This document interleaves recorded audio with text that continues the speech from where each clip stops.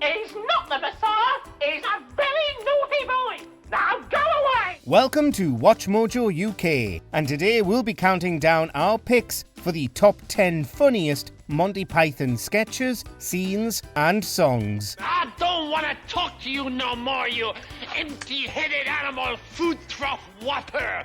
I fart in your general direction. Your mother was a hamster and your father smelt of elderberry. Before we begin, we publish new content every day, so be sure to subscribe to our channel and ring the bell to get notified about our latest videos. For this list, we're looking at iconic moments from the entire catalogue of Britain's all-time greatest comedy troupe, including Flying Circus and the films. Let us know in the comments which Python sketch you quote on a daily basis. Number 10. Dirty Hungarian Phrasebook, Monty Python's Flying Circus. This was the 1970s, a time when everybody still smoked. As such, if you were heading abroad, you'd be in need of a robust phrasebook that could help you buy cigarettes in a pinch. I will not buy this record, it is scratched. I'm sorry?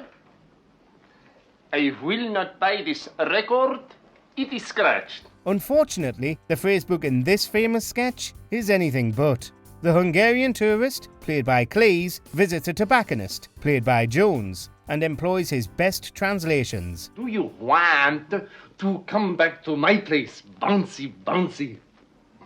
That'll be 6 shillings, please. If I said you had a beautiful body, would you hold it against me? Jones, being British, he's relentlessly polite, even in the case of increasingly inappropriate phrases. But when he tries to say something in Hungarian, he gets punched in the face. What's all this in?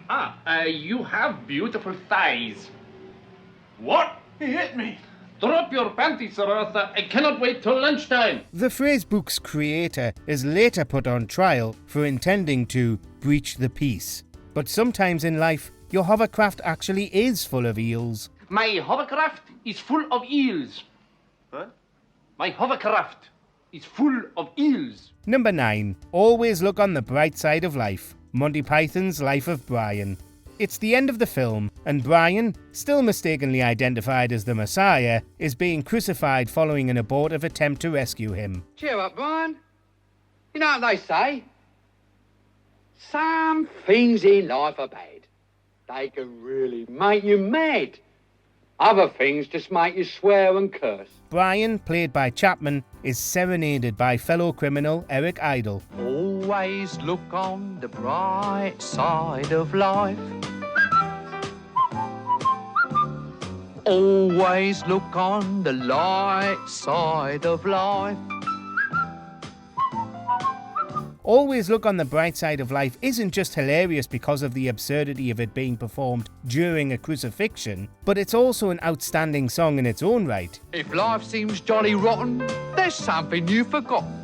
And that's to laugh and smile and dance and sing. In a lot of ways, it's gone way beyond even the Pythons, and has been reissued as a single numerous times. Such as its renown, Idle appeared at the 2012 Olympics to perform it, after failing to be launched from a cannon. So always look on the bright side of death.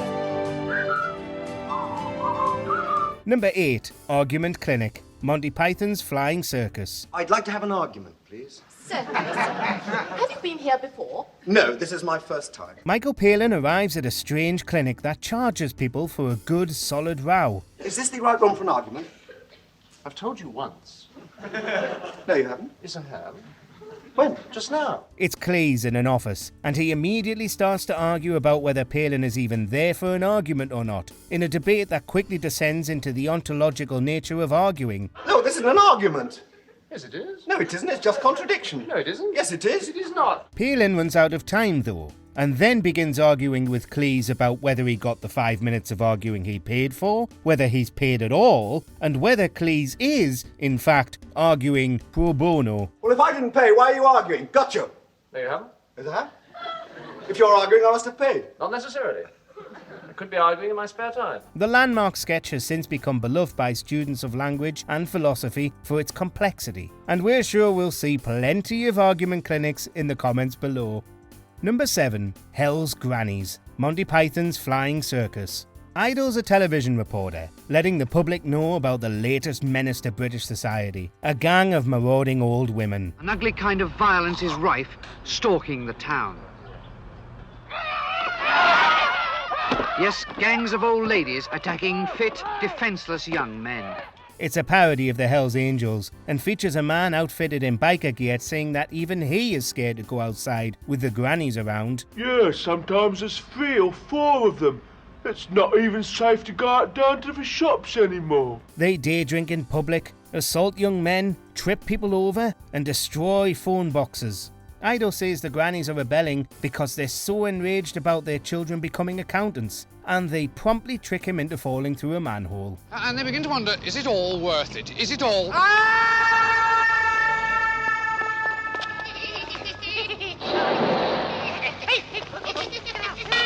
It turns out that the Hells Grannies are just one novelty street gang of many, all terrorising 1970s London. And also vicious gangs of keep left signs.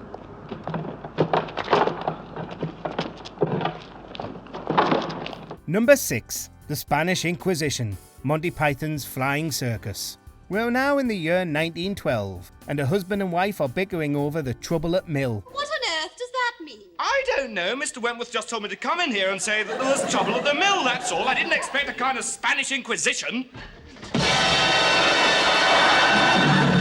Nobody expects the Spanish Inquisition. A trio of Spanish inquisitors arrive, but they keep flubbing the speech Michael Palin is trying to make, forcing them to repeatedly leave and come back. I can't say it. You'll have to say it. What? You'll have to say the bit about our chief weapons. I couldn't do that. They get more and more expected each time, and it becomes a meta joke when they also keep reappearing in the same episode. Eventually, everybody is expecting the Spanish Inquisition to arrive and accuse them of various crimes against the Pope. How do you plead? We're innocent.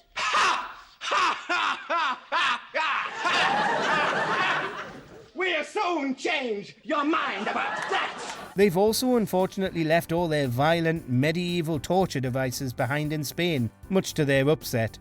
Number 5. The Lumberjack Song, Monty Python's Flying Circus.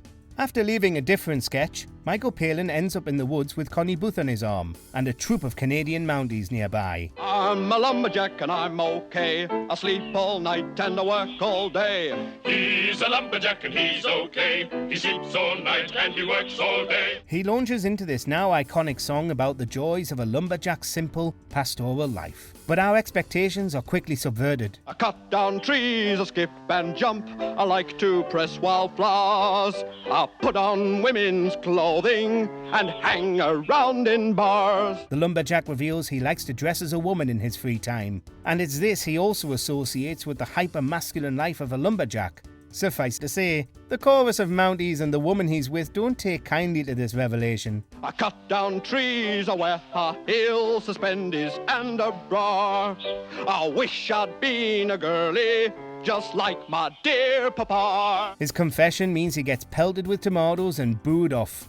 This was also released as a single. Oh, Feathers! And I thought you were so budge! Number 4. The Ministry of Silly Walks, Monty Python's Flying Circus.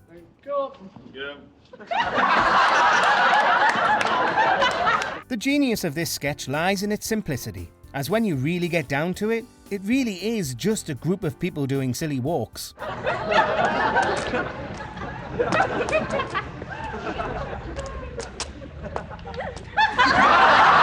But it's still got the characteristic Python complexity, because it takes inspiration from a long history of physical comedy. And much of those silly walks aren't easy to pull off. It's certainly a testament to Cleese's talents as a physical actor. Mr. Pewdie, the very real problem is one of money. I'm afraid that the Ministry of Civil is no longer getting the kind of support that it needs. You see? He skips around, goose steps, flails wildly, and does all manner of bizarre movements. Nobody else in the sketch really bats an eyelid as Cleese arrives for his job at the titular government ministry, where he and his colleagues all develop surreal, silly walks for everyday use. Take a look at this then.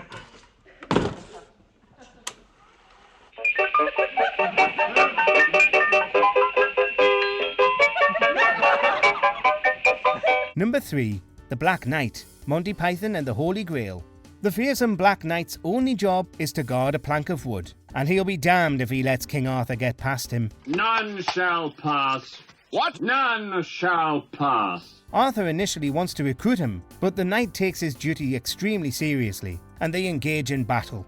The famous scene results in Arthur lobbing off the knight's limbs one by one, which the knight repeatedly claims are minor injuries. Look, you stupid bastard, you've got no arms left. Yes, I have. Look! Just a flesh wound. The knight's love of taunting is matched only by the rude Frenchman who appears later on, both portrayed by Cleese. He and his many flesh wounds have been referenced countless times in works influenced by the Pythons.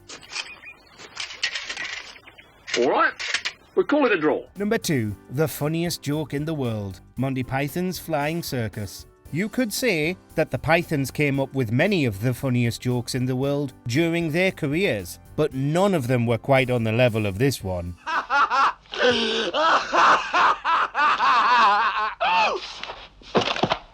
It was obvious the joke was lethal. The struggling writer Ernest Scribbler suddenly comes up with a joke so funny he immediately dies of laughter.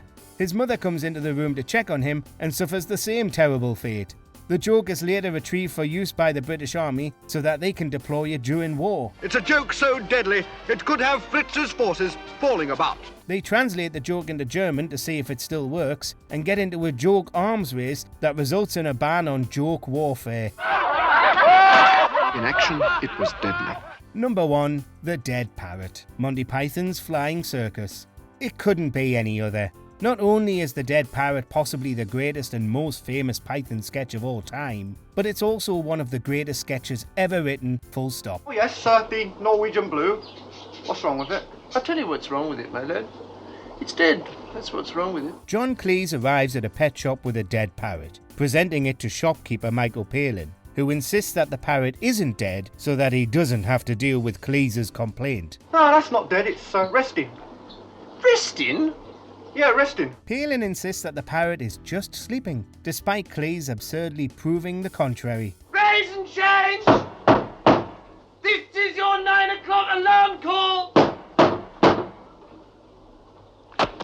The parrot is stone cold dead, something Palin knew about when he sold the thing. But, of course, selling parrots is no job for a lumberjack. That parrot is definitely deceased. And when I bought it not half an hour ago, you assured me that its total lack of movement was due to it being tired and shagged out after a long squawk.